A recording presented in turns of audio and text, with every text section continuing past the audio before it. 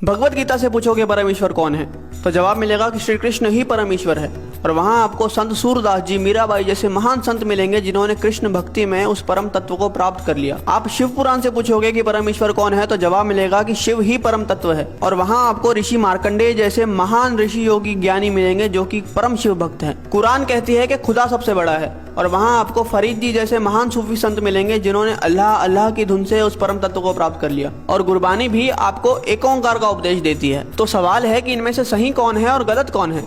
और जवाब है कि इनमें से सही तो सारे हैं, लेकिन गलत वो इंसान है जो इनमें से किसी एक पथ पे चलते हुए बाकियों का अनादर करता है, अपमान करता है। इसीलिए कबीर जी ने कहा था कि कबीरा कुआं एक है, यानी कि वो जो परमात्मा है वो एक विशाल कुएं की तरह है और पानी भरे अनेक, यानी कि हम और आप अलग अलग नामों से, अलग अलग स्वरूपों से उस भगवान को पुकारते हैं। लेकिन आगे कबीर जी कहते हैं कि भांडे ही में भेद है और पानी सब में एक। मतलब जो भांडा है यानी कि हम, भेद तो यहाँ पे है, क्योंकि आप इंसान को तो अलग कर सकते हो लेकिन भगवान को कभी बांटा नहीं जा सकता। अब प्याला चाहे सोने का हो या पीतल का, उसके अंदर जो पानी है वो तो अंत में प्यास ही बुझाएगा।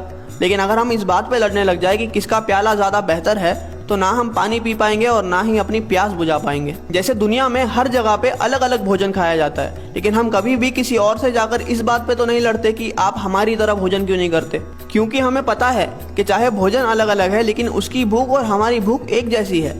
हो सकता है कि वो ब्रेड खाकर अपनी भूख मिटा रहा है और हम रोटी खाकर, लेकिन उसका असर जो हमारी बॉडी पे होगा वो एक जैसा ही होगा। इसलिए हमारी पेट की भूख तो मिट जाती है लेकिन हमारी परमार्थ की भूख कभी मिट ही नहीं पाती। हम लड़ने में इतने बिजी है कि हमें खाने की, यानी कि उस भक्ति को अनुभव करने की फुर्सत ही नहीं है। कबीरा कुआं एक है और पानी भरे अनेक, भांडे ही में भेद है, पानी सब में एक।